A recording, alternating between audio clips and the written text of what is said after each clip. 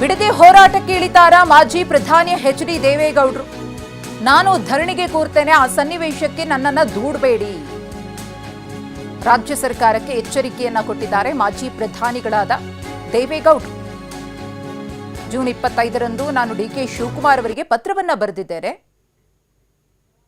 ಇದು ದೇವೇಗೌಡರ ಮಾತು. ಪತ್ರ ಬರೆದು 20 ದಿನ ಆದರೂ ಕೂಡ ಹಿಂಬರಹ ಬಂದಿಲ್ಲ. ಕನಿಷ್ಠ ಪ್ರಮಾಣ ಕಾಗದ ತಲುಪಿದೆ ಅಂತ ಹೇಳಿ ಹಿಂಬರಹವೂ ಕೂಡ ಬಂದಿಲ್ಲ ಅಂತ ಹೇಳಿ ಮಾತನಾಡಿದ್ರು. 20 ದಿವಸ ಆದರೂ ಕನಿಷ್ಠ ಪ್ರಮಾಣ ನಿಮ್ಮ ಕಾಗದ ತಲುಪಿದೆ ಅಂತ ಹೇಳಿ ಒಂದು ಎಂಡಾರ್ಸ್ಮೆಂಟ್ ಅಂತ ಹಿಂಬರ ಅಂತ ಕರೀತೀವೋ, ಎಂಡಾರ್ಸ್ಮೆಂಟ್ ಕೂಡಲೇ ನನಗೆ. ನಾನು ಒಬ್ಬ ರೈತನ ಮಗ, ನನಗೆ ಯಾವ ಅಧಿಕಾರ ಇಲ್ಲ. ಈಗ ನಾನು ಮುಖ್ಯಮಂತ್ರಿನೂ ಅಲ್ಲ, ಪ್ರಧಾನಮಂತ್ರಿನೂ ಅಲ್ಲ, ಲೋಕಸಭಾ ಸದಸ್ಯನೂ ಅಲ್ಲ, ರಾಜ್ಯಸಭಾ ಸದಸ್ಯನೂ. ಆದರೆ ಒಬ್ಬ ರೈತನ ಮಗನಾಗಿ ನಾನೇ ಪತ್ರ ಬರೆದು ಒಂದು ಎಂಡಾರ್ಸ್ಮೆಂಟ್ ಕೊಡುವ ಸೌಜನ್ಯತೆಯಾಗಿ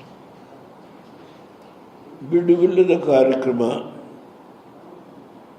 ಅವ್ರಿಗೆ ಇದನ್ನು ನೋಡಲಿಕ್ಕೆ ಓದಲಿಕ್ಕೆ ಸಾಧ್ಯ ಆಗಿದೆಯೋ ಇದು ಗೊತ್ತಿಲ್ಲ ನನಗೆ. ನಾನು ಈ ಕಾಗದದಲ್ಲಿ ಹೇಳಿದ್ದೇನೆ, ನಾನು ಧರಣ ಕೂರ್ತೇನೆ, ನೀವು ಮುಂದುವರೆದ್ರಿ ಅಂತ ಹೇಳಿ ಮಹಾತ್ಮ ಗಾಂಧಿ ಸ್ಟ್ಯಾಚ್ಯೂ ಮುಂದೆ ಧರಣ ಕೂರ್ತೀನಿ ಅಂತಲೂ ಬರೆದಿದ್ದೆ. ನಾನು ಅಪೀಲ್ ಮಾಡ್ತಾ ಇದ್ದೇನೆ, ನನ್ನನ್ನು ಸನ್ನಿವೇಶಕ್ಕೆ ದೂಡಬೇಡಿ. 20 ದಿವಸ ಆದರೂ ಕನಿಷ್ಠ ಪ್ರಮಾಣ ನಿಮ್ಮ ಕಾಗದ ತಲುಪಿದೆ ಅಂತ ಹೇಳಿ ಒಂದು ಎಂಡಾರ್ಸ್ಮೆಂಟ್ ಅಂತ ಹಿಂಬರ ಅಂತ